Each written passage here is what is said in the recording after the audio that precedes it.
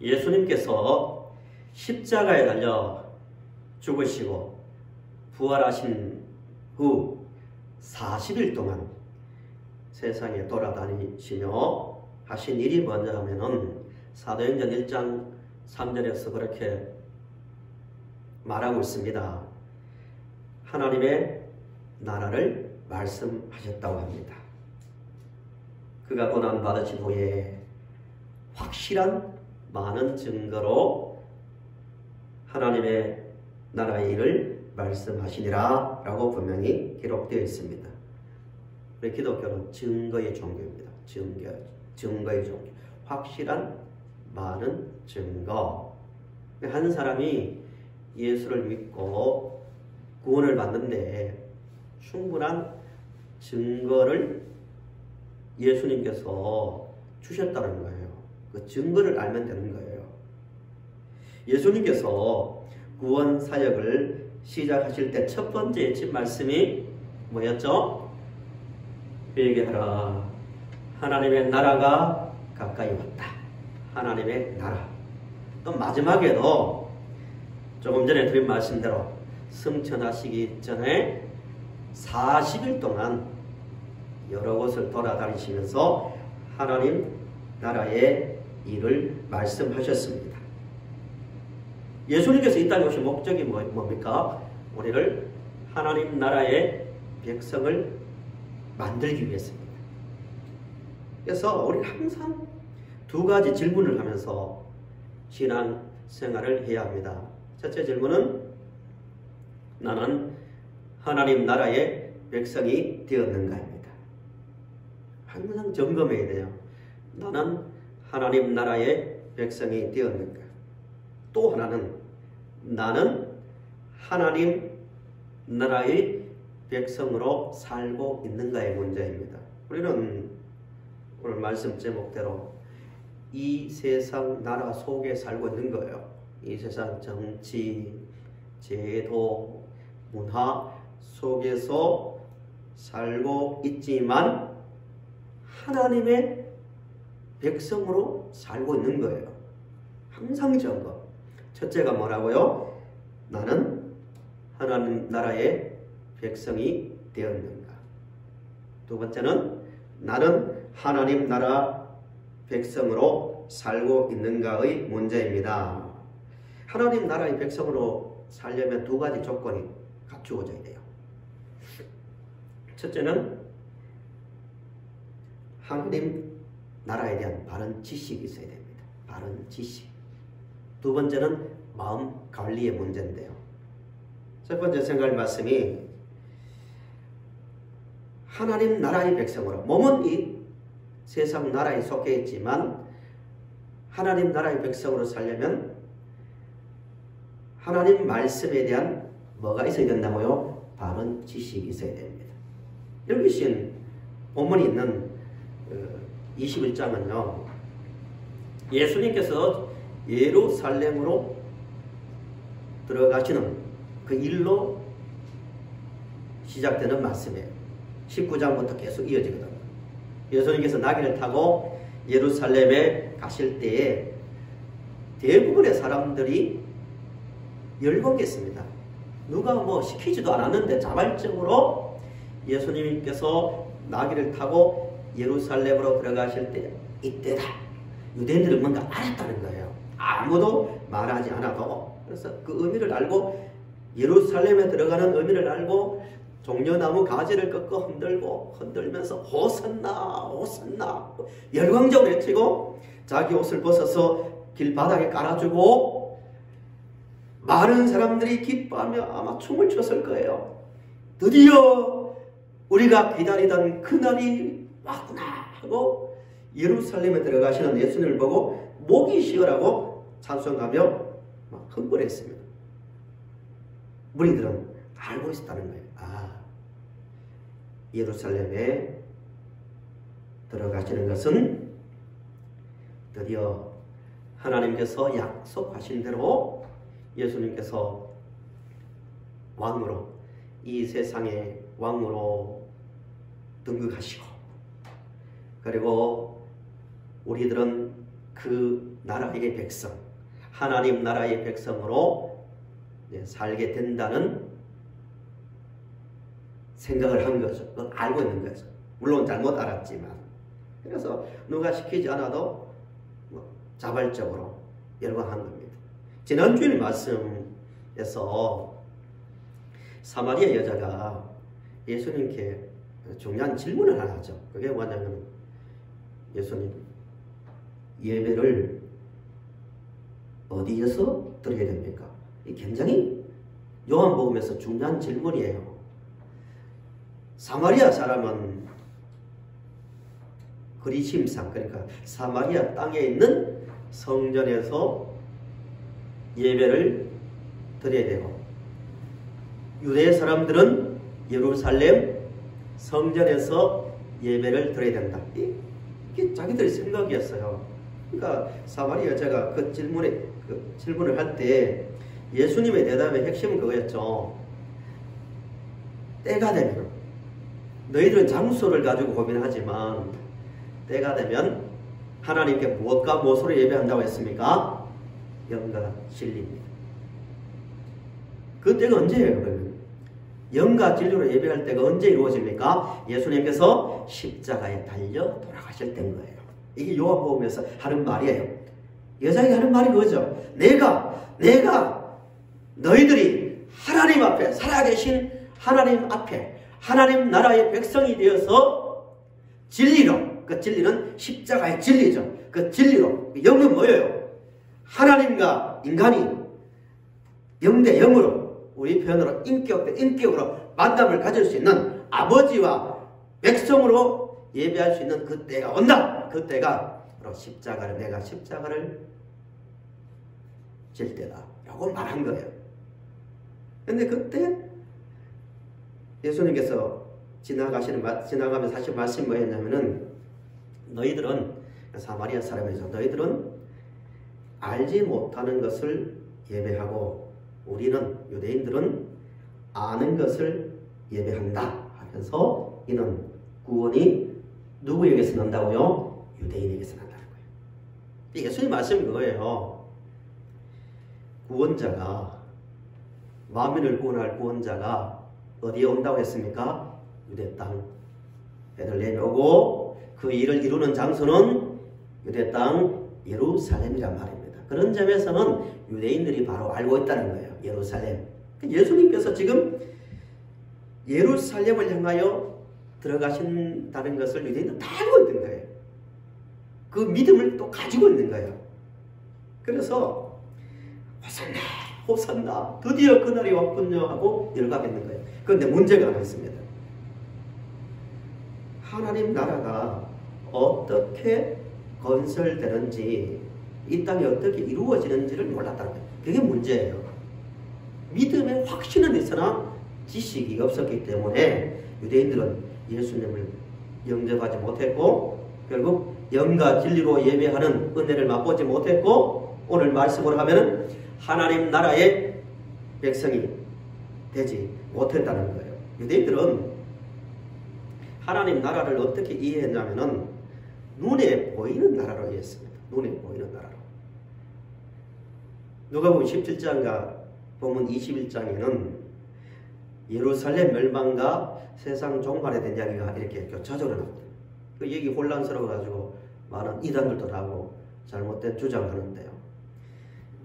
17장에도 예수님께서 예루살렘에 올라가시는 그 과정 속에서 바리새인들이 질문을 해서 대답한 거고, 본문 21장도 예수님의 제자들이 예루살렘 성전에 있을 때, 예루살렘에 들어갔을 때 한 질문이거든요. 공통점이 뭐냐면은 17장 20절, 20에서 21절에 질문이 그거예요. 바리새인들이 예수님, 하나님 나라가 언제 임합니까? 솔직한 질문이잖아요. 자기들은 계산을 한 거죠. 예루살렘에 이제 올라간다고 하니까 하나님 나라가 언제 임합니까? 할 때 예수님의 대답이 그거였죠. 하나님 나라는 볼 수 있게 임하는 것이 아니고 하나님 나라는 너희 안에 있다. 이 말을 합니다. 이게 무슨 말이냐 하면은 너희들은 하나님 나라가 눈에 보이는 그 당시의 지배 세력인 로마를 물리쳐주고, 구원자가 말입니다. 왕이, 하나님 보낸 왕 예수님 말씀입니다. 로마를 물리쳐주고 굶주림에서 벗어나 배부르게 해주고, 이 땅에서 어떤 예루살렘을 중심으로 어떤 나라를 세워진다는 그런 생각을 하고 있었는데, 그런 나라가 아니다. 내가 건설할 하나님의 나라는 눈에 보이지 않는 나라다. 이런 대답을 하셨어요. 21장도 똑같은 이야기입니다. 21장 5절을 한번 보세요. 본문 5절을. 예루살렘 멸망과 세상 멸망에 대한 이야기를 하게 된 동기가 21장 5절이거든요. 어떤 사람들이 성전을 가리켜 다른 복음서에는 제자들이라고 말하고, 제자들은 약간 어색하니까 뭐 어떤 사람들이라고 이렇게 또 말했는지도 모르죠. 돌려서 말하는데, 어떤 사람들이 성전을 가리켜 그 아름다운 돌과 허물로 꾸민 것을 말하며, 예수께서 그래서 쭉 무슨 말씀하셨다는 거예요. 이게 무슨 말씀인지 하면은 제자들도 마음에 계산을 하고 있는 거예요. 예수님이 예루살렘에 오셨고 또 성전에 오셨으니까 드디어 하나님의 나라를 이 시점에서 이제 만드시겠구나 기대감이 있는 거예요. 이 성전이 얼마나 화려했는지, 그 당시 헤롯 왕이, 유대 통치자가 정치적 계산에 의해서, 역사적으로 항상 화려한 건물이 세워질 때는 대부분 정치적 계산이 많이 들어가거든요. 통치력을 좀 보여주기 위해서. 그래서 화려한 성전을 보면서 제자들은 그렇게 생각했겠죠. 이건 하나님의 뜻이다, 섭리다, 우리말대로. 이 시점에 너무 오묘하다, 이런 거죠.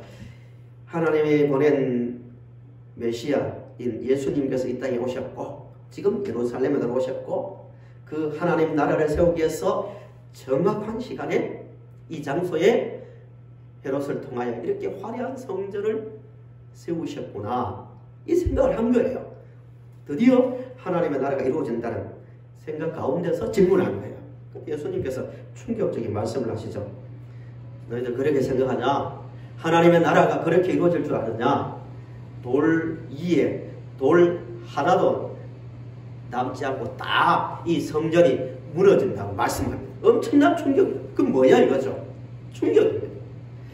바리새인들이나 예수님의 제자들의 문제는 하나님 나라가 이 땅에 세워진다는 믿음은 있었지만 뭐가 문제였다고요? 지식의 문제예요. 지식이 그만큼 중요합니다. 그들은 눈에 보이는 유대 민족을 중심으로 예루살렘 성전을 중심으로 해서 눈에 보이는 하나님의 나라가 세워진다는 생각을 했고, 예수님께서 세우려는 하나님의 나라는 죄와 사망과 사탄의 권세에서 해방시켜 하나님의 나라를, 하나님 백성을 만들어 하나님 나라를 세우는 거예요. 전혀 다른 거죠. 그것 때문에 그 진리를 제대로 이해하지 못하니까 예수님께서 자기들 눈앞에서 십자가에 달릴 때 뭐라고 했습니까? 오늘 이런 잘못을 범하는 성도들이 의외로 많을 수 있습니다. 그렇게 눈물을 흘리고 춤을 추면서, 예수님, 우리 좀 쉽게 풀면은 당신은 구원자입니다. 우리를 구원할 구원자입니다. 하나님께서 보내신 왕이십니다. 우리는 당신들의 백성이 되기를 원합니다. 이렇게 일방적으로 환영했던 그들이 예수님께서 십자가 달리는 거 눈 위에서 보고 어떻게 반응합니까? 한심하다는 뜻, 너무너무 한심하다는 뜻으로 이렇게 말합니다. 당신 말이야, 이 성경에 기록되지 않았지만 이런 표현입니다. 뜻입니다. 당신 끝까지 정말 독하다 독해. 죽는 순간에도 거짓말하면 죽냐? 당신이 하나님 나라를 세우고 우리를 하나님 백성 삼는다. 자기 몸 하나 구원하지 못하면서 뭘 하나? 무리들이 지나가면서 성전을 사흘 만에 짓는 자요. 그 능력이 있으면 내려와 보라고 조롱합니다. 심지어 대제사장들, 그 다음에 서기관들, 장로들도 조롱하여 이렇게 말합니다. 이스라엘의 왕이여, 왕이라 했으니까 이스라엘의 왕이여 십자가에서 내려올지어다. 그러면 우리가 믿겠노라. 심지어 십자가의 좌우에 달린 강도들도 똑같은 말로 욕했다고 말하고 있습니다. 종교 지도자들, 또 무리들, 심지어 강도들까지도 당신이 무슨 하나님 나라, 하나님께서 보낸 우리를 구원할 왕이냐고 조롱했다는 거예요. 왜 그랬습니까? 하나님 나라에 대한 지식이 없으니까 지식의 문제입니다. 이해를 못한 거죠. 그러니까 아직도 지금도 유대인들은 하나님 나라를 세울 구원자를 지금도 기다리고 있는 거예요. 잘못된 거예요. 예수님은 우리를 어디에서 구원해서 하나님 나라의 백성으로 삼으셨습니까? 죄와 보이지 않지만 죄와 사망과 사탄의 권세에서 풀어내신 거예요. 거기에서 풀어내어 해방시켜서 새로운 나라, 하나님의 나라를 이미 만드셨습니다. 믿으십니까? 이 엄청난 것을 알지 못하면은, 이 세상 나라 속에서 그 은혜를 알지 못하면 유대인들처럼 늘 그런 비슷한 불만을 가지고 살 수 있는 거예요. 예수님 왕이라면서요. 세상을 다스리는 왕이라면서요. 우리에게 뭘 주셨습니까? 나에게 뭘 주셨습니까? 이런 말을 할 수 있는 겁니다. 제발 그만 십자가 위에 달린 이야기 그만하시라고. 좀 내려와 보라고. 맨날 들으면 십자가 위에 달렸다니 그런 이야기는 왜 하냐고. 내 현장 속에 내려와서 나를 좀 도와주라고. 뭘 주셨냐고. 이렇게 될 수 있다는 거예요. 지식이 없으면. 우리는 이미 미래가 아니라 이미 주 예수 그리스도의 은혜로 십자가에 달려 죽으시는 그 은혜로 우리는 죄와 사망과 사탄의 권세에서 해방되어 하나님의 백성된 어마어마한 은혜를 이미 받았습니다. 믿습니까? 제가 3주째 계속 요즘 말씀드리는 내용인데요. 신앙의 본질을 회복하자. 신앙의 본질이 뭐라고 했습니까? 회복하는 방법이 뭐라고 했습니까? 하나님 말씀의 성경을 통해서 믿음을 확인하고, 성경을 통해서 교회를 바라고, 교회론을 다시 한번 생각해보고, 성경을 통해서 세상을 이해하는 거예요. 이게 본질 아닙니까? 성경을 통해서 구원을 이해하고 하나님 나라를 이해하면 우리 입에서는 이런 고백이 나올 수밖에 없다는 거예요. 우와 놀랍도다. 내가 누군데, 내가 무슨 능력이 있는데, 무슨 잘난 것이 있다고 하나님이신 그분이 자발적으로 이 땅에 오시고 나를 위해서 십자가에 달려 죽으셨는가. 놀랍도다. 이런 고백이, 나는 세상에 모든 것을 소유하고 있고 모든 것을 누리는 사람보다도 더 큰 것을 받았도다. 받은 사람이다라고 말한다는 거예요. 이런 바른 하나님 나라의 백성이 됨에 대한 바른 지식을 가지고 하나님의 백성된 삶을 살아가는 우리 성도님들이 되시길 바랍니다. 두 번째는요, 우리 항상 점검하는 게 두 가지를 했죠. 나는 하나님의 나라의 백성이 되었는가. 나는 하나님 나라의 백성으로 살고 있는가의 문제인데, 두 번째는 우리는 이미 하나님 나라의 백성이 되었지만 아직 들어가야 될 하나님의 나라가 남아 있습니다. 그죠? 이 중요한 신학적이고 교리적 내용입니다. 이미 구원을 받았습니다. 그러나 아직 우리 몸은 어디에 남아 있습니까? 이 땅, 세상 나라에 남아 있습니다. 그 사이에 우리가 들어있는 거예요. 여기서 이 사이에서 살면서 수많은 시험을 당하고 여러 가지 환난을 당하는 거예요. 이때 우리가 가져야 될 게 뭐냐면은 마음을 지켜야 됩니다. 세상 속에서 살면서 우리 마음을 지켜야 됩니다. 그래야 하나님의 백성된, 하나님 나라의 백성된 삶을 살 수 있습니다. 우리 본문 34절을 한번 보세요. 34절. 22장 21장 34절입니다.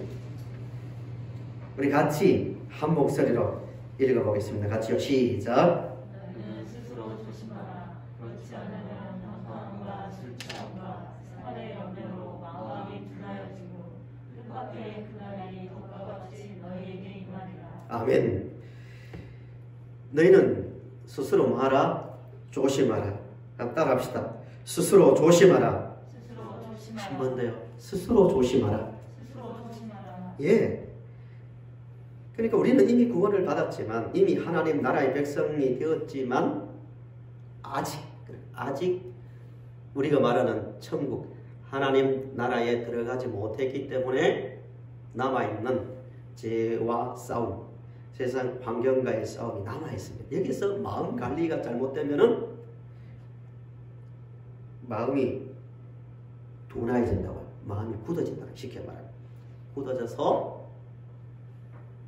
하나님 나라의 백성된 기쁨도 사라지고 그 소망도 빼앗길 수 있다는 거예요. 병원에 가시면은 수술할 때 마취제를 넣잖아요. 필요에 따라서. 그 마취제를 맞으면 몇 분도 안 지나서 몸에 감각이 사라지잖아요. 그죠? 사라져야 수술이 되겠죠. 큰일 나죠. 감각이 있으면. 감각이 사라지면 칼로 베어도 사람이 꼬집어도 고통을 느끼지 못합니다. 마찬가지로요. 34절에서 마음이 둔해진다는 말도 그 말입니다. 잘못되면, 마음 관리가 잘못되면 마음이 마비가 됐어요. 아무 느낌도 없는 거예요. 천국 이야기, 하나님 나라 이야기해도 또 십자가 이야기해도 내 마음에서 멀어지게 되는 거예요. 그걸 조심하라는 거예요. 이 마음 관리라는 거예요. 마음을 무감각하게 만드는 게 두 가지라고 말하고 있습니다. 34절 보시면 너희는 스스로 조심하라. 그렇지 않으면 방탕함과 술 취함. 첫 번째입니다. 세상 일이 잘 될 때 나타나는 현상이죠. 잘 풀리니까 방탕하기 쉬운 거예요. 정말 정신 차리고 조심하지 않으면 한순간에 자기도 모르게 방탕함과 세상의 술 취함에 빠질 수 있는 거예요. 이게 말만 해도 다가오지 않는 거예요. 반대의 경우가 있습니다. 생활의 염려입니다. 돈 문제 아닙니까? 먹고 사는 문제 아닙니까? 몇 번 시달리다 보면요, 세상에 눌리다 보면 잘못하면 하나님 백성된 그 기쁨도 확신이 다 사라질 수 있는 거예요. 조심하라는 거예요. 17장에서는 예수님께서 말세가 되면은 노아와 롯의 시대가 같이 된다고 하잖아요. 일상 아닙니까? 시집가고 장가가고 먹고 마시고 이런 일상에 빠져버리다가 홍수로 심판하는 순간까지 그들은 그 심판의 말씀을 듣지 못했다고 말합니다. 그 당시에 사람들이 하루아침에 나 오늘부터 노아 말 안 들어, 절대로 그런 말 듣지 않아, 이렇게 되었을까요?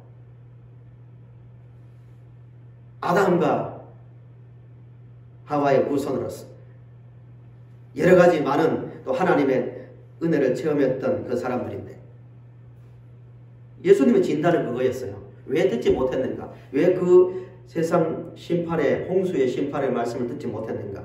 먹고 마시고 세상의 일상적인 삶에 마음이 빼앗기다 보니까 마음이 둔해졌다는 거예요. 그러니까 안 들린다는 거예요.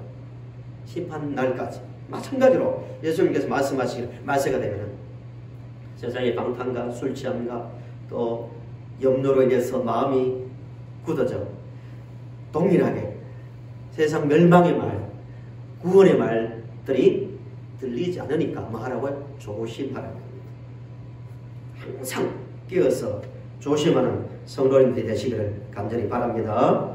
요즘 계속 제가 코로나 이야기하는데요. 참 목사로서 좀 안타까운 일들을 한 번씩 경험하는데요. 코로나 때문에 코로나를 받아들인 교회의 여러 가지 생각들 있잖아요. 어떤 분들은 그래, 우리는 세상 나라 속에 사니까 정부의 지침을 잘 따라야 된다. 우리 교회가 이런 입장 아닙니까? 웬만하면은 불편한 것도 있지만 따라야 된다 하는 입장도 있고, 또 뭐 방송이 나오니까 뭐 실명을 말해도 되겠네요. 뭐 세계로 교회나 여러 교회는 제가 유심히 봤거든요. 그분의 그 동영상이나 어떻게 말하는지. 기도회를 하면서 성도들이 듬성듬성 띄엄띄엄 앉아있고 울면서 눈이 퉁퉁 부었더라고요. 순수한 마음이거든요. 하나님을 사랑하는 마음이거든요. 우리가 어떤 고난이 오고 박해가 오더라도 우리는 예배를 드려야 됩니다. 지켜야 됩니다. 이런 주장입니다. 순수한 마음이에요. 눈물을 흘리면서 다음 세대를 걱정하면서 사는데, 그렇지만 저희 입장은, 우리 입장은 대부분의 교회의 입장이죠. 하나님을 예배하는 것도 맞지만 전쟁이라면 전쟁이 일어나서 어떤 총칼로 이어가면 저는 목숨 10개도 내놓을 저는 각오가 되어 있습니다. 진심입니다. 당연히 그렇게 해야 되고요. 목숨이 중요합니까? 하나님 백성된 구원이 중요합니까? 그러나 지금 일어나는 현상들은 전염병이 문제잖아요. 이웃들이 고통을 받고 있잖아요. 뭐 가게 문을 못 열어서 뭐 자살하는 사람도 생기고 하루하루 버티고 있는데, 이웃 사랑이라는 큰 말씀 앞에서 우린 생각해 볼 필요가 있습니다.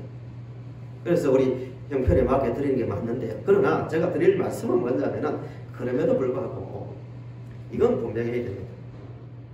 우리의 마음이 하나님을 사랑하고 그 백성된 기쁨을 가지고 하나님을 예배하는 열정은 빼앗기면 안 되는 거예요.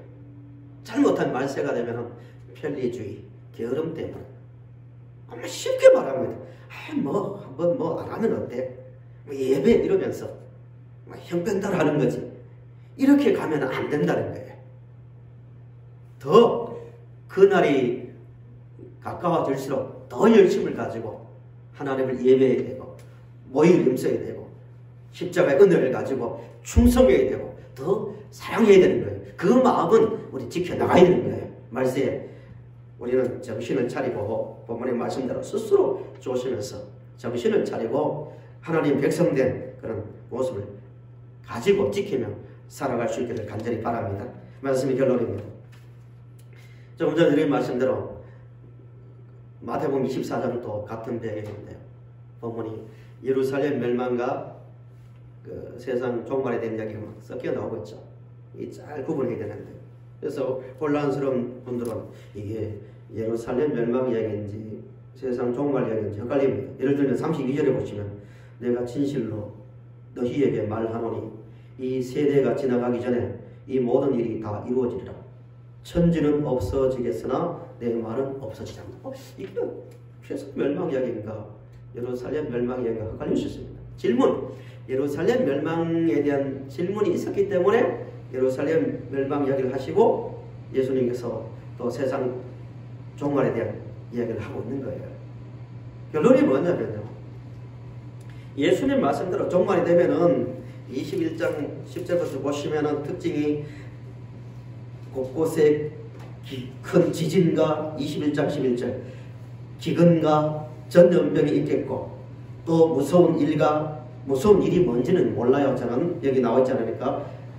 하늘로부터 큰 징조들이 있으리라 하고 이렇게 자연적인 어떤 현상들, 전염병의 문제 그런 이야기도 하고요. 25절 보시면 1월 성실에는 징조가 있겠고 해와 달과 별들의 어떤 운행이 형성끼리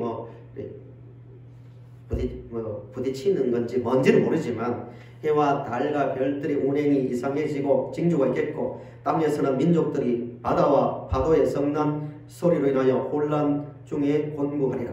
바다에 어떤 해일이 일어났는지 뭔지는 모르지만 특별한 일들이 일어난다는 거예요. 예루살렘 멸망, 돌 위에 돌 하나도 남기지 않고 무너진다는 말이 그대로 되잖아요.